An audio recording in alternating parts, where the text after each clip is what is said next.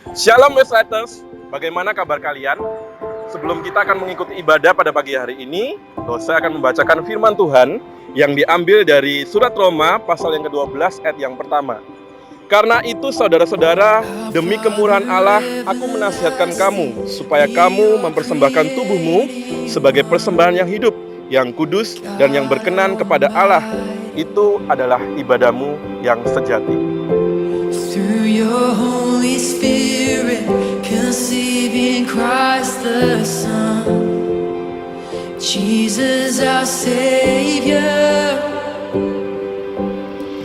I believe in God our Father. Shalom teman-teman, pada pagi yang cerah ini kita kembali beribadah dan memuji Tuhan bersama-sama lagi.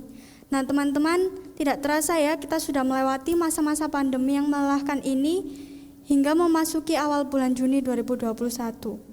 Pasti kalian juga ada yang merasa bosan kan karena ibadahnya masih online. Atau ada juga yang merasa tetap semangat nih ibadahnya. Meskipun kadang ibadah online ini membosankan, kita harus tetap semangat karena Allah dan kasih setianya tidak pernah ada habisnya untuk kita semua di setiap harinya. Maka dari itu, marilah kita tetap bersemangat memuji namanya dengan menyanyikan satu buah lagu yang berjudul Allah Peduli dengan Bangkit Berdiri.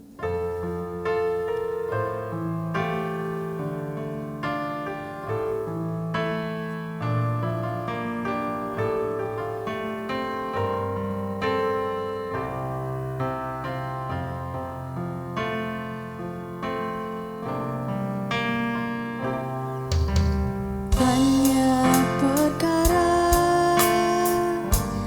yang tak dapat ku mengerti, mengapakah harus terjadi di dalam kehidupan ini. Satu perkara yang ku simpan dalam hati, tiada satu pun yang terjadi tanpa Allah peduli. Allah mengerti, Allah peduli segala persoalan yang kita hadapi. Tak akan pernah dibiarkannya ku bergumul sendiri, sebab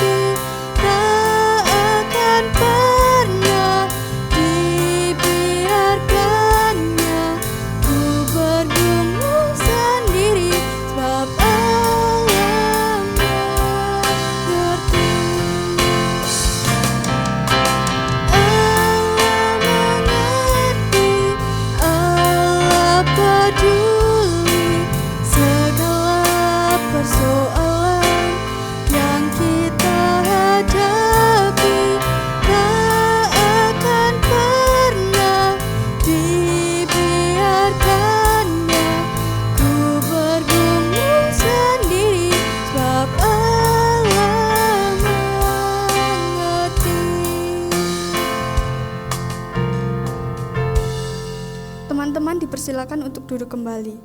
Dari lagu tadi kita bisa tahu bahwa setiap masalah yang kita hadapi selama ini selalu ada Tuhan Yesus yang ikut campur tangan di dalamnya. Dia tidak akan pernah membiarkan kita berjalan sendirian dalam setiap pergumulan hidup kita. Maka dari itu, marilah kita bersama-sama berdoa memohon pengampunan Tuhan atas segala dosa yang telah kita perbuat, baik dengan sengaja maupun tidak disengaja. Mari kita berdoa. Allah Bapa yang bertata di dalam kerajaan surga, hari ini kami datang kepadamu ya Tuhan. Kami mohon ampun atas segala dosa yang telah kami perbuat ya Tuhan, dari yang disengaja maupun tidak sengaja, yang menyakiti hatimu maupun sesama kami ya Tuhan. Mohon ampunilah kami ya Tuhan, biarlah kasih setiamu yang mengampuni kami. Dalam nama Tuhan Yesus kami sudah berdoa dan mengucap syukur. Haleluya, amin. Sebab Tuhan telah mengampuni kita akan dosa-dosa yang telah kita perbuat selama seminggu ini, mari terimalah berita anugerah yang terambil dari 1 Yohanes 4 ayat 4. Kamu berasal dari Allah, anak-anakku, dan kamu telah mengalahkan nabi-nabi palsu itu, sebab roh yang ada di dalam kamu lebih besar daripada roh yang ada di dalam dunia. Dan terimalah petunjuk hidup baru yang terambil dari Galatia 4 ayat 6. Dan karena kamu adalah anak, maka Allah telah menyuruh roh anaknya ke dalam hati kita yang berseru, ya Aba, ya Bapa. Marilah kita hidup untuk menyenangkan hatinya dan hidup seturut dengan kehendak dan firman-Nya. Sekali lagi dengan penuh semangat kita menyanyikan lagu yang berjudul Karya Terbesar.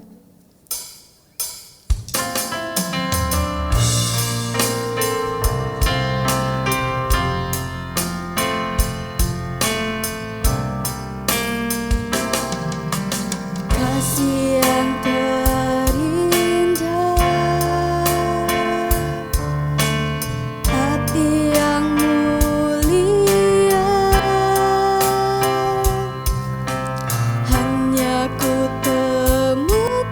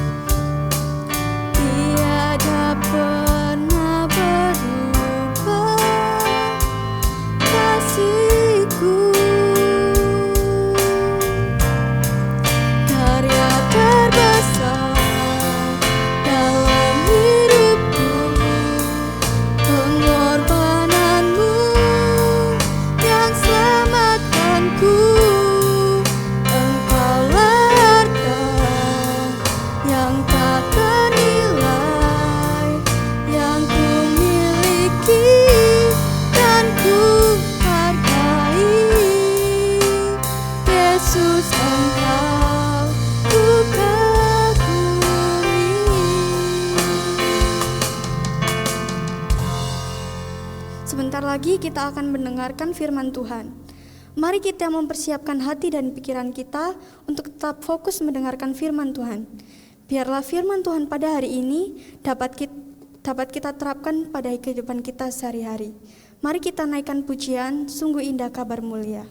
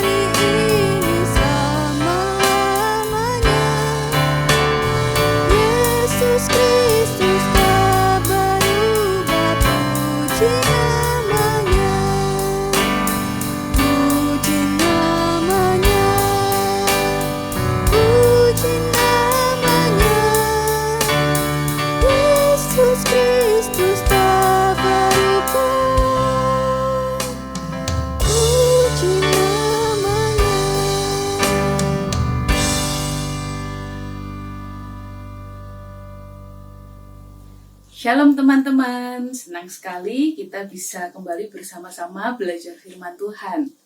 Hari ini saya ingin mengajak kita belajar dari Injil Matius. Tapi sebelum kita bersama-sama membaca dan merenungkan firman Tuhan, mari kita mohon pertolongan Tuhan, kita berdoa. Mari kita berdoa. Tuhan, ini kami anak-anak-Mu datang kembali kepadamu. Kami rindu untuk mengenal Engkau lebih lagi ya Tuhan. Tapi kami sadar betapa kami adalah manusia yang terbatas. Oleh karena itu kami sungguh membutuhkan hikmat yang daripada-Mu untuk kami boleh lebih lagi mengenal-Mu. Untuk kami boleh mengerti firman-Mu yang akan bersama-sama kami baca dan pelajari pada hari ini. Bukakan hati dan pikiran kami, biarlah firman-Mu itu boleh berakar, bertumbuh, dan berbuah di dalam hidup kami. Terima kasih Bapa, pakailah hamba-Mu dengan segala kelemahan dan keterbatasannya. Jadikan dia alat-Mu untuk menyampaikan kebenaran firman-Mu bagi setiap kami. Terima kasih Bapa. Waktu ini dari awal sampai akhirnya kami serahkan hanya dalam tangan pimpinan Tuhan. Dalam nama Tuhan Yesus kami berdoa. Amin. Ya teman-teman, mari kita membuka Alkitab kita dari Injil Matius, pasalnya yang ketiga. Kita nanti akan membuka dua bagian ya. Yang pertama kita akan membaca dari Matius pasal 3 ayat 16 sampai 17. Kalau sudah ketemu, saya akan membacakan bagi kita semua.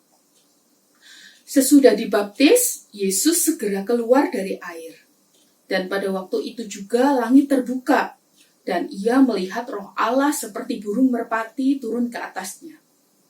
Lalu terdengarlah suara dari sorga yang mengatakan, "Inilah anakku yang kukasihi, kepadanya lah aku berkenan." Baik, bagian berikutnya masih di Injil Matius. Kita akan membuka Matius pasal 28 ayatnya yang ke-19. Matius 28 ayat 19 saya akan membacakan buat kita sekalian. "Karena itu pergilah, jadikanlah semua bangsa muridku, dan baptislah mereka dalam nama Bapa dan Anak dan Roh Kudus." Ya, sampai sedemikian pembacaan firman Tuhan kita pada hari ini. Ya, teman-teman, saya ingin membuka khotbah ini dengan menanyakan satu pertanyaan. Pernahkah teman-teman bertemu dengan seseorang yang SKSD?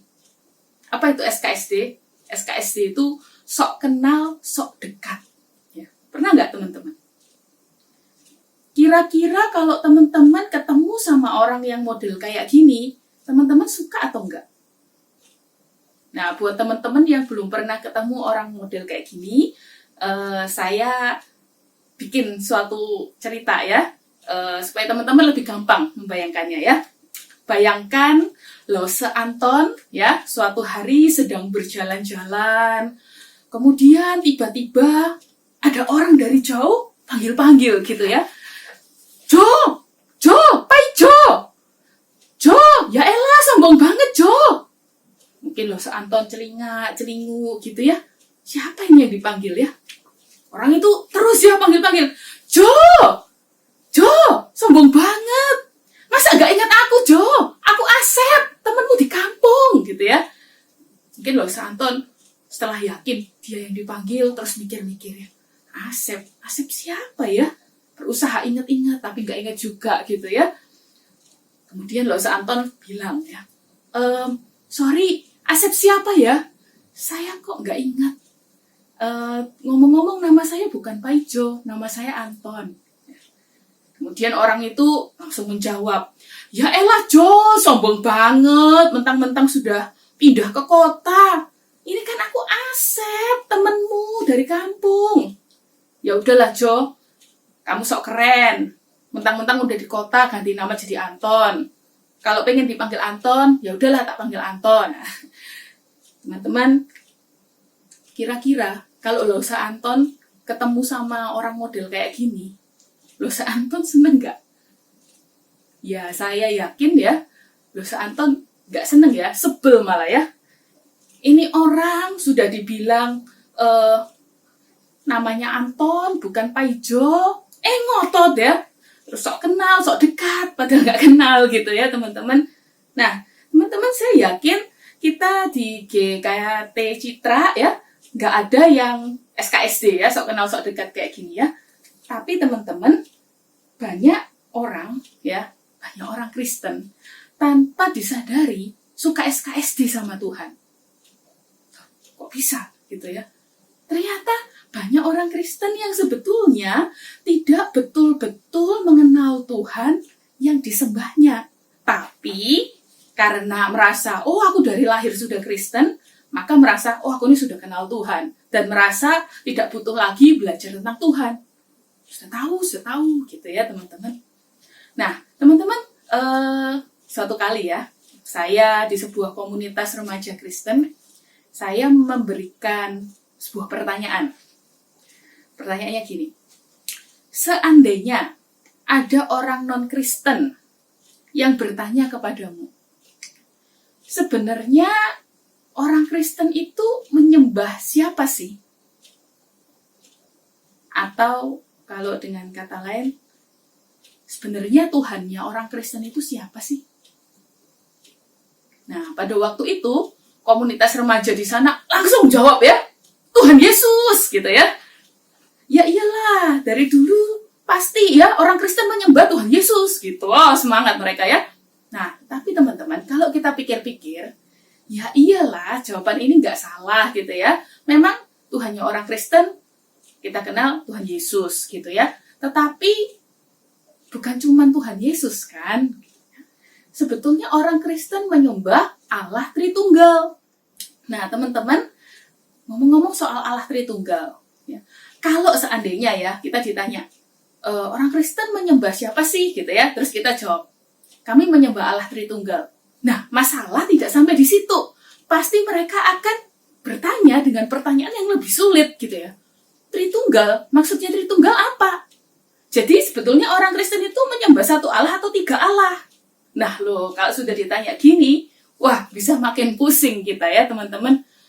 Nah, teman-teman, supaya kita yang kalau mendapat pertanyaan gitu nggak bingung gitu ya, hari ini saya ingin mengajak kita untuk belajar lebih dalam tentang Allah Tritunggal. Nah, saya akan bacakan sekali lagi Matius pasal 3 ayat 16-17. Sesudah dibaptis, Yesus segera keluar dari air. Dan pada waktu itu juga langit terbuka, dan ia melihat Roh Allah seperti burung merpati turun ke atasnya. Lalu terdengarlah suara dari sorga yang mengatakan, "Inilah anakku yang kukasihi, kepadanyalah aku berkenan." Nah, teman-teman, dari ayat itu kita bisa mendeteksi ada 3 pribadi yang muncul di saat yang bersamaan. Pertama, Tuhan Yesus, yang waktu itu sosoknya dilihat oleh orang-orang. Kemudian yang kedua, Roh Kudus, yang berwujud burung merpati turun ke atasnya. Dan kemudian ketiga, muncul terdengar suara Allah Bapa di sorga.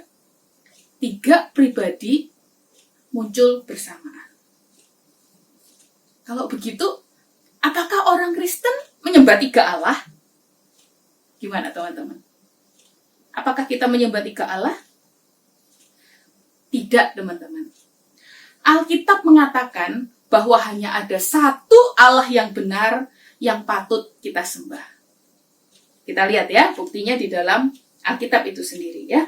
Mari kita buka Ulangan pasal 6 ayat 4. Dalam Ulangan 6 pasal 4, Tuhan berfirman, "Dengarlah hai orang Israel, Tuhan itu Allah kita. Tuhan itu Esa." Ya, dikatakan Tuhan itu Esa. Ya. Dan keesaan Allah itu ditegaskan kembali dalam Yesaya 45 ayat 5. Teman-teman boleh buka ya. Yesaya 45 ayat 5. "Akulah Tuhan dan tidak ada yang lain kecuali aku, tidak ada Allah." Ya. Tuhan bilang, cuman aku satu-satunya Tuhan, selain aku tidak ada Allah. Ini sungguh-sungguh menegaskan ya, bahwa kekristenan bukan percaya 3 Allah. Alkitab sendiri katakan Allah itu Esa. Nah, berarti orang Kristen menyembah satu Allah ya? Iya. Ya. Tapi ada catatannya ya. Mari kita perhatikan ya.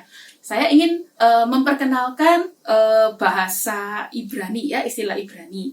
Nggak perlu dihafalkan, tapi istilah ini menolong kita untuk lebih mengerti ya. Tadi ya, Ulangan 6 ayat 4. "Dengarlah hai orang Israel, Tuhan itu Allah kita, Tuhan itu Esa." Ya. Kata Esa yang digunakan di situ menggunakan kata Ibrani ekad. Ya, ekad yang berarti satu kesatuan, ya. Bukan satu tunggal, ya. Kalau satu tunggal, mereka akan menggunakan bahasa Ibrani Yahid, bukan Ehad, ya. Nah, satu kesatuan itu ibarat bawang putih. Nah, teman-teman punya bawang putih di rumah, ya. Satu bawang putih itu terdiri dari banyak siung, ya kan? Nah, tetapi banyak siung itu menjadi satu kesatuan bawang putih. Dan itu tidak ada orang yang menyalahkan kita kalau kita bilang bahwa seonggok bawang putih itu adalah satu bawang putih. Walaupun terdiri dari banyak siung di dalamnya. Itulah yang dimaksud ehad, satu kesatuan. Nah, selain itu, kalau kita perhatikan di dalam Alkitab kita, ya khususnya Alkitab Perjanjian Lama, ya, kata Allah itu menggunakan kata Elohim. Nah, ini bahasa Ibrani lagi ya. Elohim, ada imnya ya. Elohim itu bentuknya jamak, plural ya.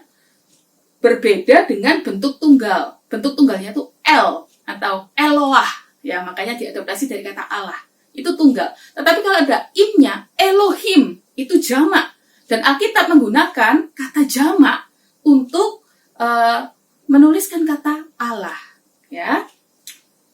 Jadi bisa disimpulkan, kita ini percaya kepada satu Tuhan yang mengungkapkan diri sebagai kesatuan dari 3 pribadi yang berbeda.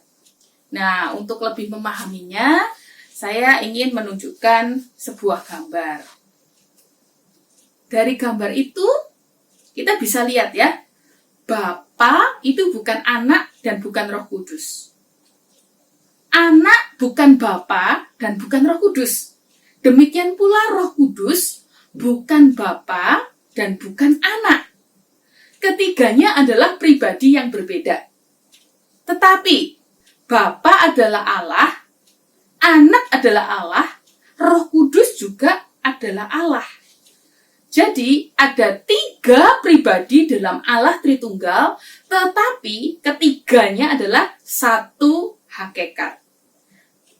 Ketiga pribadi tersebut sepenuhnya ilahi, di mana setiap pribadi setara dan sekekal pribadi lainnya. Saya ulang ya. Ada 3 pribadi dalam Allah Tritunggal, tetapi ketiganya adalah satu hakikat, dan ketiga pribadi itu sepenuhnya ilahi, di mana setiap pribadi setara dan sekekal pribadi lainnya. Nah, bagaimana teman-teman? Apakah sudah lebih memahami tentang Allah Tritunggal? Aduh, bingung tambah mumet gitu ya. Kayaknya kok masih susah diterima logika satu tapi 3 tapi 1. Apa maksudnya gitu ya? Tambah bingung. Nah, teman-teman, kalau itu yang kalian rasakan, kalian bingung, merasa tidak bisa sepenuhnya memahami Allah Tritunggal, itu wajar teman-teman. Wajar. Kenapa wajar? Karena kita ini manusia, kita cuma ciptaan. Dan kita berusaha memahami Allah yang adalah pencipta kita, yang tingkatannya beda di atas kita. Teman-teman, bayangin aja ya, untuk memahami sesama manusia yang setara dengan kita saja, kita suka susah. Betul nggak? Ada yang bilang, wanita itu adalah makhluk yang paling susah dimengerti. Betul nggak, para pria? Ada yang bilang gini ya, ada yang cerita ya, curcol gini ya. Aduh, pacarku tuh ya, aku bingung. Ditanya ya, kamu mau makan apa? Kita mau makan apa malam ini? Gitu ya. Jawabnya, terserah. Tapi, begitu saya ajak, cuman makan sate di kaki 5, langsung manyun. Tadi katanya terserah. Tapi sekarang manyun gitu ya. Hari lain gitu ya. Dia diem aja seharian ya. Saya tanya, kamu kok diem aja? Kenapa? Jawabnya, nggak apa-apa. Tapi, seharian itu nggak diajak omong. Belakangan saya baru tahu, bukannya nggak apa-apa, dia tuh sebel banget gara-gara saya lupa hari ulang tahunnya. Nah, itu kan memang wanita itu makhluk yang paling sulit dimengerti. Gimana, betul nggak para pria? Ada amin? Ya, yang bilang amin paling keras itu pengalaman ya. Nah, tapi teman-teman, bukan cuman wanita adalah makhluk yang paling susah dimengerti bagi laki-laki. Ternyata bagi wanita, laki-laki juga adalah makhluk yang paling susah dimengerti. Jadi sama aja gitu ya. Nah, kembali ke soal Allah ya. Kalau kita untuk memahami sesama manusia saja sulit, apalagi kita memahami Allah Tritunggal yang adalah pencipta kita. Ya wajar kalau kita kesulitan. Tetapi bukan berarti, oh ya sudah, susah kok memang, ngapain dipelajari? Ya nggak bisa kayak gitu juga teman-teman. Teman-teman yang sudah berpacaran nih ya, atau yang sudah punya gebetan gitu ya, ya pasti mengasihi gebetan atau pacarnya. Betul kan? Walaupun katanya pacarnya itu adalah makhluk yang paling susah dimengerti, tapi kita kan terus berusaha untuk mengenal dia lebih dekat, ya kan? Nah, demikian juga dengan Allah. Kalau kita ini berani ngomong, aku mengasihi Allah, itu artinya, ya sudah sewajarnya kalau kita ini rindu untuk mengenal Allah lebih dan lebih lagi. Termasuk soal Tritunggal ini, yang adalah hakikat Allah kita. Oke teman-teman, kembali ke soal Allah Tritunggal tadi ya. Karena dia itu adalah Allah pencipta, maka untuk menjelaskan Allah Tritunggal ini tidak semudah menjelaskan hal lainnya yang bisa pakai ilustrasi. Ya, karena tidak ada satu ilustrasi pun yang sanggup dengan sempurna menggambarkan Allah Tritunggal. Ya, setiap ilustrasi bisa menjelaskan satu atau dua aspek penting dari Allah Tritunggal, tetapi pasti ada kelemahannya. Nah, karena nggak ada satu ilustrasi yang sempurna, saya akan jelaskan beberapa ilustrasi yang tidak sempurna. Ya, ilustrasi jenis pertama yang sering dipakai ya. Ilustrasi jenis pertama ini telur ya. Orang suka menggunakan telur atau kopi 3-in-1 ya. Yang pertama dulu ya, saya jelasin ya, telur ya.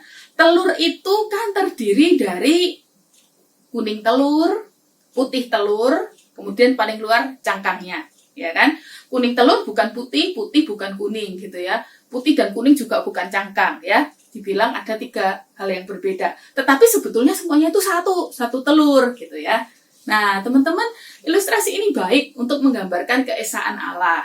Ilustrasi ini juga baik untuk menggambarkan bahwa masing-masing bagian atau masing-masing pribadi dalam Allah Tritunggal itu berbeda. Tapi ilustrasi ini memiliki kelemahan karena kuning telur, putih telur, dan cangkang itu adalah bagian penyusun telur, ya. Artinya telur tanpa kuning kita nggak bisa bilang itu adalah telur yang sempurna. Demikian juga kalau putih dan kuning nggak ada cangkangnya, ya itu telur sudah siap dimakan, begitu ya. Tapi kita tidak bisa bilang itu sebuah telur yang sempurna, ya. Berbeda dengan itu, Bapa, Anak, dan Roh Kudus itu bukan bagian penyusun Allah, bukan ya. Bukan berarti Bapa itu sepertiga Allah, Anak sepertiga Allah, Roh Kudus sepertiga Allah. Kalau digabung sepertiga baru jadi 3/3 atau satu Allah. Bukan kayak gitu ya. Tritunggal itu Bapa adalah Allah yang sempurna ya. Yesus juga adalah Allah yang sempurna. Roh Kudus juga adalah Allah yang sempurna gitu ya. Masing-masing adalah Allah sepenuhnya begitu. Jadi ilustrasi ini punya kelemahan. Nah, bagaimana dengan ilustrasi kopi 3-in-1? Ya, ini sama-sama Tritunggal dan 3-in-1 gitu ya. Tapi kopi 3-in-1 ini punya kelemahan sama seperti ilustrasi telur tadi. Kopi 3-in-1 terdiri dari kopi, susu, gula. Dan 3 hal ini adalah bagian penyusun kopi 3-in-1. Kalau nggak ada salah satunya, hanya 2-in-1 atau cuma satu gitu ya, nggak usah dibilang 3-in-1. Dan kelemahan lain adalah ketika sudah diseduh, kopi 3-in-1 itu bercampur jadi satu. Kita nggak bisa pisahkan lagi mana kopinya, mana susunya, mana gulanya, udah melebur jadi satu. Nah, tetapi Allah Tritunggal itu beda gitu ya. Allah Tritunggal kita bisa kenali masing-masing pribadinya. Pribadi Bapa, pribadi Yesus, pribadi Roh Kudus. Seperti itu. Itu ilustrasi jenis yang pertama. Ilustrasi jenis yang kedua, itu orang suka pakai H2O. Ya, teman-teman jangan langsung anti mendengar rumus kimia gitu ya. H2O itu bahasa gampangnya air ya. H2O atau ilustrasi lain yang sejenis adalah mengenai peran manusia ya, peran seseorang. Saya jelasin yang H2O dulu ya. H2O itu kan air ya. Air itu bisa berbentuk cairan ya. Tetapi ketika air itu dipanaskan, dia akan berubah bentuk jadi uap. Dan sebaliknya ketika air itu didinginkan, dia berubah bentuk jadi padat, jadi es batu gitu ya. Nah, dikatakan air, uap, dan apa itu namanya es batu itu ya, ketiganya itu walaupun bentuknya berbeda, tetapi sama-sama H2O. Itu untuk menggambarkan Allah Tritunggal. Nah, sekali lagi teman-teman, ilustrasi ini juga menekankan keesaan Allah. Dalam hal itunya baik, begitu ya. Tetapi ilustrasi ini gagal menjelaskan bahwa Bapa, Anak, dan Roh Kudus adalah 3 pribadi. Bukan cuma satu pribadi yang beda bentuk. Nah, teman-teman, kalau kita perhatiin ya, ilustrasi H2O tadi ya. Ketika si H2O ini air itu ya, dipanasin dan berubah jadi uap, airnya udah nggak ada lagi toh, sudah jadi uap. Demikian juga ketika airnya didinginkan beku jadi es. Airnya udah nggak ada lagi, adanya es gitu ya. Nah, itu beda dengan Allah Tritunggal. Ketika tadi ya, kita baca di perikop kita tentang pembaptisan Yesus, ada Yesus, ada Allah Bapa, ada Allah Roh Kudus gitu ya. Bukan berarti ketika Allah Anak ini turun ke dunia kemudian surganya kosong ya. Nah, kalau kayak gitu buat apa Tuhan Yesus berdoa? Dia berdoa sama siapa dong? Gitu ya, masa berdoa sama dirinya sendiri? Salah ya. Nah, teman-teman, ilustrasi yang mirip dengan H2O ini tadi saya bilang adalah ilustrasi tentang peran seseorang ya. Kita ambil contoh biar orang yang nggak anonim saya kasih nama ya. Orangnya misalnya Ahok ya, Ahok atau BTP. Saya yakin kita semua tahu ya. Mungkin kita nggak terlalu kenal, tapi kita pasti tahu ya tentang Ahok atau Pak BTP gitu ya. Nah, Pak Ahok ini ketika di rumah adalah ayah dari anak-anaknya gitu ya. Kemudian di kantor dia adalah komisaris Pertamina. Kemudian di gereja dia adalah jemaat. Nah, 3 tetapi 1 gitu ya dibilangnya ya. Orangnya ya itu juga, ya Pak Ahok juga gitu ya, cuma beda-beda peran. Nah, ilustrasi ini sekali lagi memiliki kelemahan gitu ya. Karena Allah Tritunggal itu bukan cuma satu Allah yang punya peran beda-beda gitu ya. Dia 3 pribadi, bukan 1 pribadi gitu ya. Nah, di sepanjang sejarah ada ajaran yang salah ya. Ajaran ini mengatakan begini. Allah itu sebetulnya cuma 1 ya. Tetapi di zaman PL dia menyatakan diri sebagai Bapa, pencipta perannya gitu ya. Kemudian di masa perjanjian baru dia menyatakan diri sebagai Yesus, perannya adalah penebus. Nah, di zaman sekarang dia menyatakan diri sebagai Roh Kudus, perannya untuk menyertai, untuk menghibur gitu ya. Nah, teman-teman, ajaran itu harus kita tolak karena ajaran itu salah ya.